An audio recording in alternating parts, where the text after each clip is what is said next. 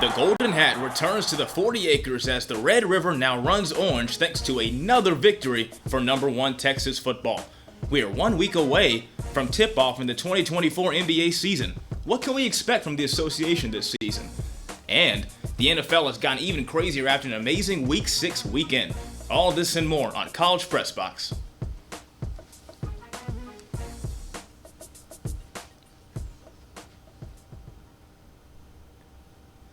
Good evening and welcome to College Press Box. My name is Joseph Duffey, hosting alongside Robert Gonsoulin tonight. But before we start tonight's episode, we want to remind you that College Press Box is brought to you by Cap Metro, Austin's transit system.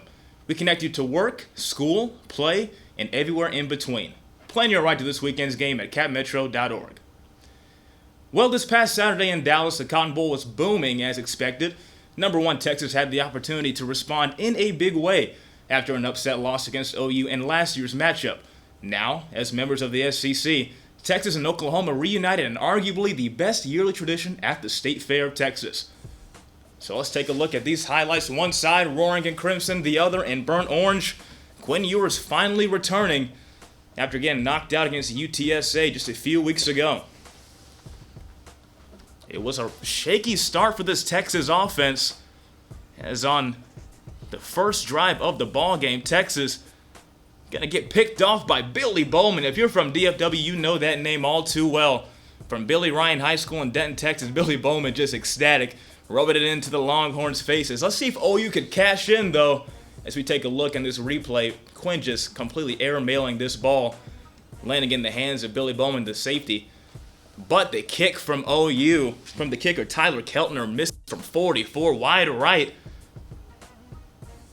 OU would cash in, though, to knock in that field goal on the third drive of the game in the end of the first quarter. But Texas would respond for their first score in the game in the second quarter. 7-yard touchdown off the backside screen. Gunnar Helm, he would be Texas's leading receiver this past Saturday with 91 yards of 5 catches. And then Ryan Wingo, the young freshman receiver, getting out in the clear all the way. He was dynamic all the way, and this past Saturday had an end around that he feasted on as well. But on this play, possibly the play of the game, Quintravion Wisner getting out in front, but he coughs up the ball. But look who scoops it up, and Silas Bolden, the graduate transfer from Oregon State, doubles Texas's lead, and it's a 2-score game in the Red River rivalry. They're going to show this play all over high school classrooms and every single team. Then Anthony Hill would strip this ball away from the young quarterback in Michael Hawkins Jr. Texas would take advantage as Wisner, who was dynamic again, would break out in front all the way. Can he get there? 10-5 touchdown. 118 yards in the ground for Wisner. And as he does his little Ric Flair show, you could argue he's taking over as RB1. And then right here in the fourth quarter, Quinn scoring off the read option. And I think he's a fan of the Buffummo family, as he was trying to do his little dance right there at the end. And that will do it right there for Texas, winning 34-3. Their second win against OU in the past 3 years. Our team of Justin Goosman, Campbell Choate, and Debanny Cerda did a phenomenal job in game day coverage of the Rowdy Showdown in Dallas. Here was Debanny and Justin's perspective of the Red River running gold. It's the week of the Red River rivalry, and all the talk this week was about Quinn Ewers' comeback. But it was the defense that made a difference in this game. Ewers off the bat threw an interception on the first drive that Texas fans are all too familiar with. But the defense time and time again bailed them out, including 2 back-to-back fumbles towards the end of the second quarter. And then in the second half, it was smooth sailing all around. It was this play from the Texas defense that would get things going for the Horns. The offense struggled, but a fumble forced by Anthony Hill would really spur the offense as Trey Wisner would get the handoff and find himself home free towards the end zone. After the Trey Wisner touchdown, the Texas defense would force yet another fumble, and Steve Sarkisian talked about the way his defense has been playing with some swagger as of late, heading into the heart of SEC play. You know, our defense has assumed a real kind of swagger about them and the way they play and a real confidence about them. And, you know, we do sudden change drill once a week, and so they know what to expect when that stuff comes. And nobody panics. They just go take the field and they keep playing. Next week, they're going to have Georgia at home, one of the toughest games of the season in a raucous environment. If they can get that win, it looks like Texas has a pretty smooth road all the way up until potentially an SEC championship. But don't get ahead of yourself, Texas fans, because once again, Georgia stands in the way, and Texas A&M in Kyle Field for the last game of the season. We'll see how it plays out the rest of the season. For TSTV Sports, I'm Justin Goosman. Defense was key, as Anthony Hill, Colin Simmons, Lyonga Lafau were all names among the front seven who stood out. They kept putting out fires. Our defense has assumed a real kind of swagger about them and the way they play and a real confidence about them. I love about our defense, it's not about one or two guys. There's 11 guys out there that play really well together. Through 6 games, the Longhorns have allowed just 3 touchdowns. I just feel like it was a right thing for me to do. I seen all the stuff they posted last year, so I feel like it was right for me to get a little touch of something on them. So I just had to post me a little something to make the team and make us feel good. While some may say the defense looks complete, they were always looking to improve. Only let 3 points up today, but we're going to go look at that film and we're going to see some run fits that I missed, that some other people missed, and we're going to clean those up. And our best ball is yet to come. The Golden Hat is back in Austin, but the job isn't finished. Yeah, we enjoyed the win, don't get me wrong, and the locker room was fun and all that, but it's almost like our team knows there's more work to do. You know, 2 years ago when we won the Golden Hat, I mean, you might have thought we won the Super Bowl. This year it was like, okay, we got the Golden Hat back. All right, let's put it in the trophy case and let's keep grinding, let's keep going. And so I think that's the mentality of our team. Texas is 6-0 for the first time since 2009. TSTV Sports, Debanny Cerda. Truly an event to remember. Now to fill us in with more analysis, I'll turn it over to my wonderful co-host, Robert Gonsoulin. Robert? Thanks, Joe. I'm now here with Giorgy Ruiz, who's here to offer her viewpoint on Texas' dominant victory. Giorgy, how are you doing? I'm doing great, Robert. Thank you so much for asking. Thank you for having me here. You know, it was a great weekend in college football, and, you know, Texas brought home that Golden Hat. So here we just see to unpack and just see how Texas really did this weekend. Indeed, it was a dominant game for Texas. So with that being said, what about this game stood out the most for them?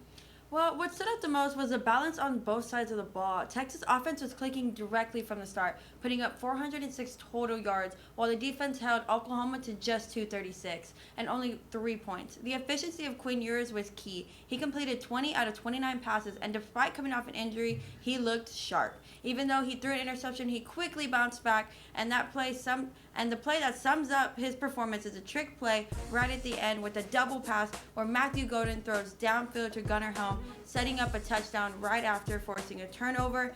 You know, the next play making a pass for Quinn to rush him for the touchdown, and that sequence just showed how Texas was always a step ahead in their run game and how their run game was a team effort. The offensive line did an incredible job creating lanes, and the running backs hit those gaps hard, racking up 177 yards on just 30 carries. Jonathan Brooks and Cedric Baxter were explosive, each finding the end zone. You could really see the ability to wear down Oklahoma's defense, especially as the game progressed. And with the ground game, and that double pass trick play, it kept Oklahoma's defense guessing all game and gave Texas the best advantage. So Oklahoma really struggled offensively after their early field goal. With that being said, what did Texas do to shut them down? Well, you know, Texas defense was relentless from start to finish. They pressured Oklahoma's quarterback, true freshman Michael Helm, all game and forced him into mistakes. Texas forced a fumble late into the second quarter when Hawkins Jr. was tackled from behind with Anthony Hill, as Joe mentioned earlier, on a designated run. Then with the one-play drive, Texas scored, growing their lead. Then true freshman could not keep a hold of the ball, adding yet another fumble to the list. And even when Oklahoma got bailed out by a holding call on 3rd and 8, Texas quickly forced them to punt again. Overall, these Longhorns played disciplined, aggressive defense, and Oklahoma just couldn't get into any rhythm. They were held at 236 yards, we mentioned before, and only 69 plays. And After that early field goal, I just felt they had nothing left in that tank and couldn't just get through Texas's defense. Exactly. And so what does this mean for the Longhorns moving forward, especially now that they're 6-0? Well, 6-0, and they're also the only undefeated team in the SEC. And this is a huge statement win for Texas.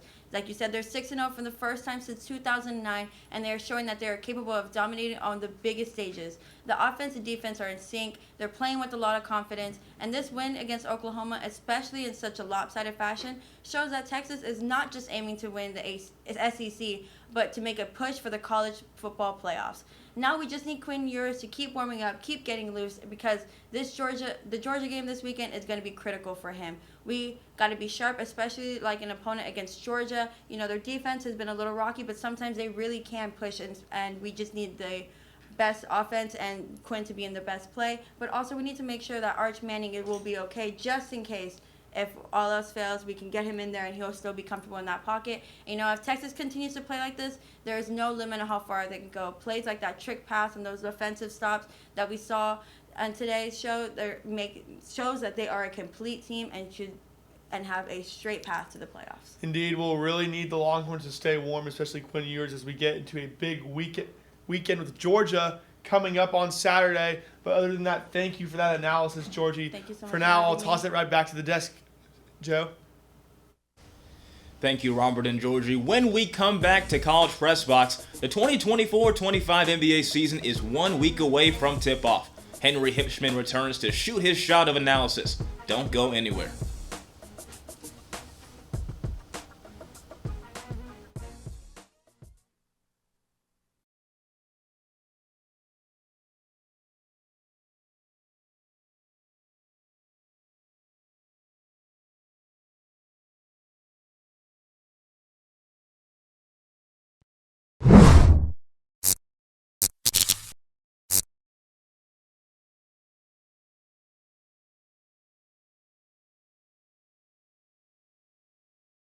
Welcome back into College Press Box. The 2024 NBA season is 1 week away. With a multitude of personalities of past and present, the association is bound to have another great season. Joseph? Yeah, thanks, Robert. Yeah, absolutely. I cannot wait to see what happens this NBA season. I'm now joined alongside the co-producer of TSTV Game Day, Henry Hipschman. How you doing, Henry? I'm doing great. Just thanks for having me on. Excited to talk some storylines. Yeah, for sure. This is one of my favorite storylines, actually. And I'm really surprised that it has not happened before. But LeBron James and Bronny James are the first father-son duo to share the court in NBA history. And this one really kind of makes me laugh right here. Even if it was just preseason, what does this accomplishment continue to show us about LeBron and his legacy? Well, we're just seeing the longevity of LeBron will be one of the greatest defining factors of his career, and I think we knew that for a couple years now. He will join Vince Carter soon as the only players to make it to 22 seasons in the NBA, has the potential to become the 6th player in NBA history to reach 1,500 game appearances, and if he appears in 69 games this season, will pass Kareem Abdul-Jabbar for number 2 all-time. James could potentially jump to 7 all-time in three-point field goals with 41, climbing 1 spot from his current position, and he will continue to add on to his all-time point total, increasing a gap that, once James retires, will seem impossible to surpass, but then again, so did Kareem's. Yeah. Now sharing the court with his son, the 4-time Finals MVP seems to have little left on his to-do list. Perhaps he will get lucky and he'll hold on out for a couple more years for his other son, Bryce, but as James quickly approaches 40, it may be time to appreciate what we have left of the legendary basketball player. And I tell you what, I mean, it just seems like LeBron's battling himself at this point. I mean, he just keeps breaking records almost every single game. I believe that 10-point streak is still going on. I mean, it's been going on since really like in the mid part of his career.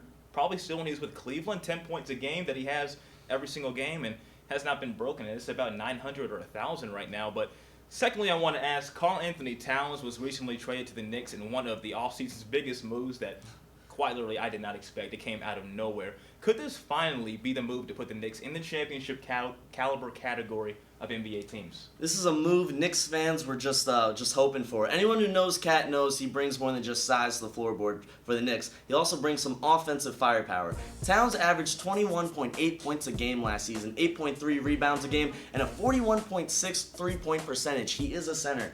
And And displaying his value as an asset for the team this season, Cat will provide a new option on the perimeter and replace the three-point abilities of Dante DiVincenzo, who was one of the Knicks players involved in the exchange with the Timberwolves and the Hornets. The Knicks were 9th in points per game and 13th in three-point percentage last season, and were a playoff caliber team, falling short of a run to the finals. Despite not achieving their ultimate goal of the season, they proved themselves a contender in the East, defeating the 76ers in the first round and carrying their series against the Pacers to a 7th game before falling short and ending their season. Cat's presence on the perimeter will open lanes and provide opportunities for this young Knicks team to once again create some magic and maybe this time go all the way for the first time since 1973.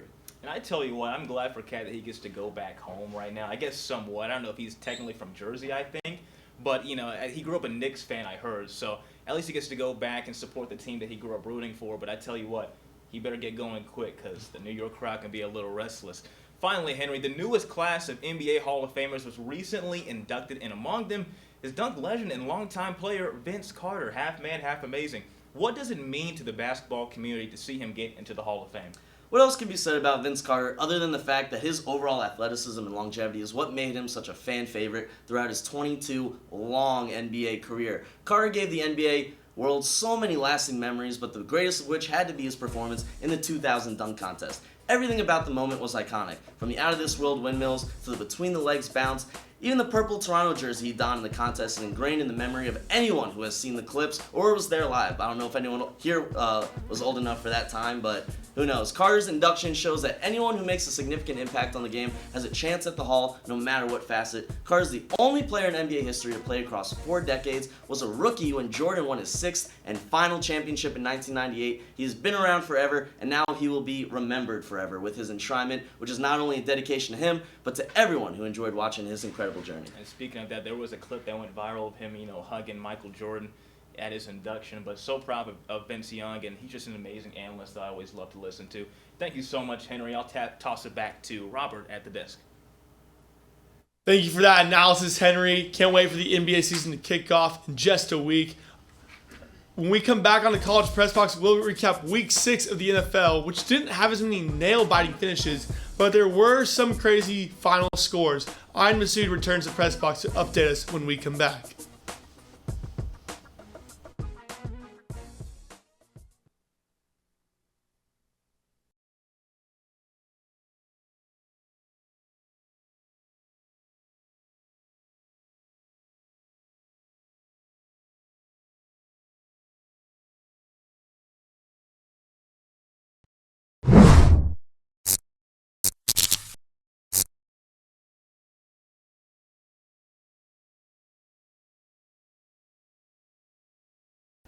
Welcome back to College Press Box. We had some great games and some even better performances in the NFL this past week.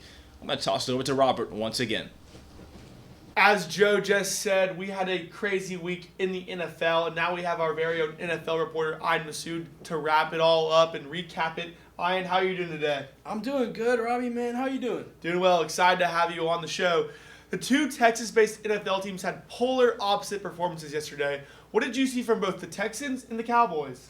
Well, I'll start in North Texas. I don't know which performance was worse over the weekends, the Sooners or the Cowboys, but it's clear that what's going on in Dallas for the Cowboys is catastrophic. All alarm bells should be ringing. Dak had 2 terrible picks, one of them being in the end zone, and it was almost an indicator to me that there was no coming back in this game. There seems to be a very limited amount of chemistry between Dak and some of his receivers, but you can't even put that on Dak Prescott. To me, this is a clear issue in the front office. There's no depth on this roster, and the core is solely the starters. Another week without Parsons, Bland, DeMarcus Lawrence, and Eric Kendricks, but this time they're not playing Arthur Smith and Justin Fields. Ben Johnson had his way with the Cowboys, and this just seems like a simple mishandling of a ball struck in the outfield.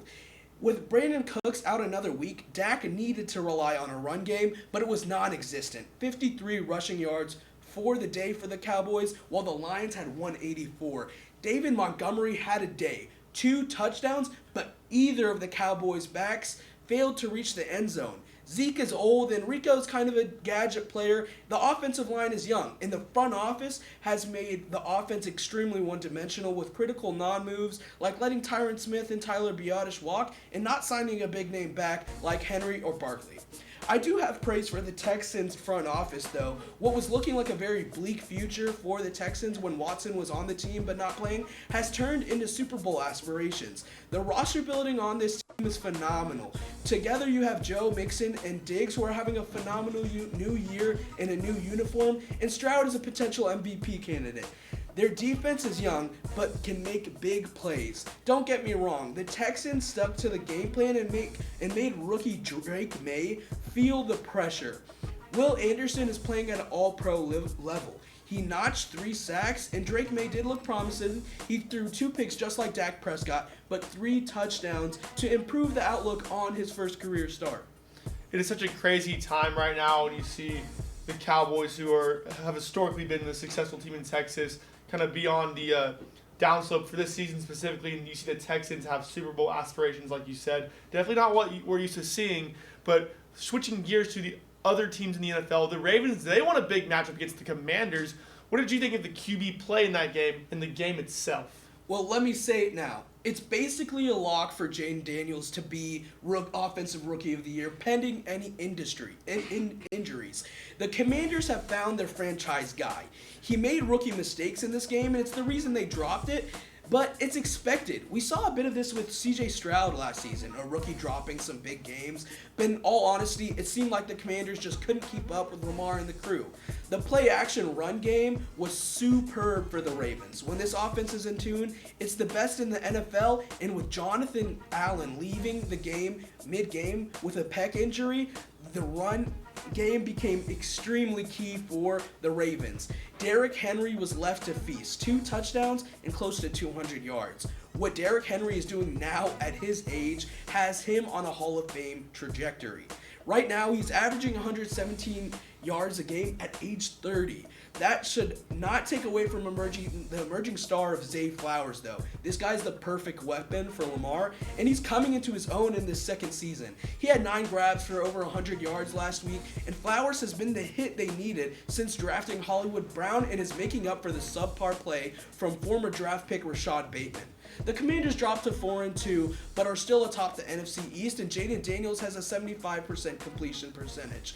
And I expect the Commanders to be rolling in the next couple of weeks. I definitely think Jaden Daniels is on track to be Rookie of the Year pending injuries, like you said. There are still some of those rookie mistakes that come along with everyone and every successful player that come into the league. No one's going to start out being perfect. But to finish this segment, I want to talk to you about odds.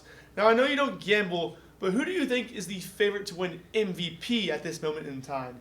Yeah, I mean, there's a lot of different answers on the table right now, but to me it's clear. It's Lamar Jackson. He is the best athlete in the NFL by far. He is the leader of the Ravens offenses. The Ravens offense and defenses cannot even stop him. They can't even game plan around him. He's sitting at 10 touchdowns currently, and although he was a bit shaky last week, had a pick, had only 1 touchdown, he had 4 the week before, and it was mostly because Harbaugh's game plan worked to such perfection. Harbaugh didn't need Lamar to scramble 10-15 yards back in the pocket and heave downfield because Derrick Henry added to the ground game in massive ways. And it helps preserve Lamar's health, especially his arm talent. The one flaw to Lamar's point has been that he hasn't performed in the playoffs, and the addition of Henry leaves Lamar's arm completely healthy as of right now for more of the back end of the season and the postseason, where those games are bigger. Everybody knows you win the Super Bowl in those last months when you're getting that bye week and winning games. And for another dark horse candidate of mine, I want to talk about Jared Goff. He has been everything the Lions need and more. The Lions are in a win-now mode, and if Goff has a season like last one with a better record, don't be afraid to see some voters put Goff's name in the ring. He has had playoff success with 2 different head coaches and has excelled on both teams. Be sure to keep an eye out for Jared Goff. It is super exciting to see players like Lamar Jackson and Jared Goff go off this season and perform well. As for Lamar, we will see, will he get back to the playoffs with his team and finally overcome that hump that he's been trying to get over with the Chiefs. As for the Lions, it's also exciting to see them kind of turn it around the past couple seasons and make a playoff run. But that's going to wrap things up for us with the NFL right now. Ayan, thanks for coming on today. We'll toss it back to Joe at the desk. Thank you so much, Ayan. Great analysis as always. When we return to College Press Box, we'll take a look at the past week in Longhorn sports and look forward at what's to come. Stick around with us on College Press Box.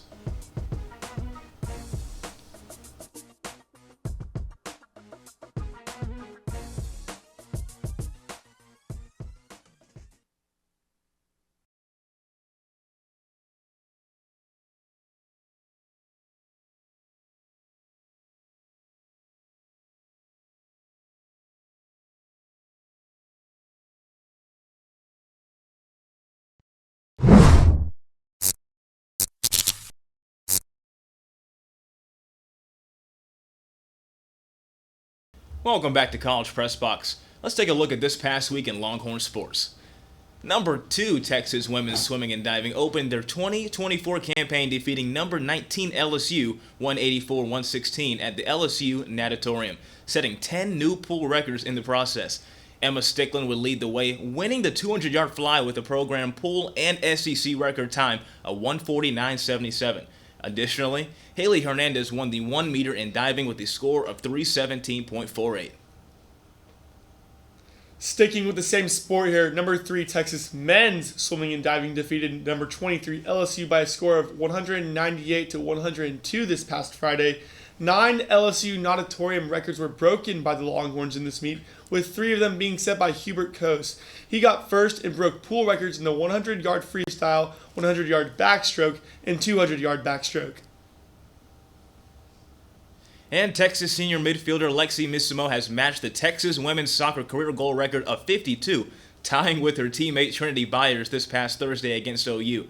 Missimo, who is already the program's leader in points at 163 and 59 assists, finished off the goal off the crosser from Amalia Villarreal. Now let's take a look at this week in Longhorn sports.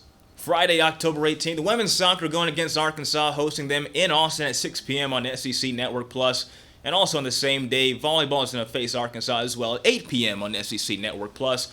Then Saturday, the day we've all been waiting for, Robert, football is going to play against Georgia at 6:30 p.m. on ABC. And then following that, on Sunday, October 20th, women's volleyball is going to play against Georgia at 1 p.m. on SEC Network Plus. Huge weekend for the Longhorns and the Bulldogs. 2 athletic events coming to Austin between those 2 schools this weekend. Should be an exciting one. But that will conclude this week's edition of College Press Box. Please make sure to tune into our other shows this week, including College Crossfire Wednesdays, airing at 9 p.m., and the 1-0 Sports Show on Fridays, now at 11 a.m. Thank you so much to our analysts, everyone in Master Control, and our executive producer, Joseph Duffy, and everyone else here at TSTV, and all those of you who are watching tonight. I'm Robert Gonsoulin. He's Joseph Duffy. Thank you for joining us, and have a good night.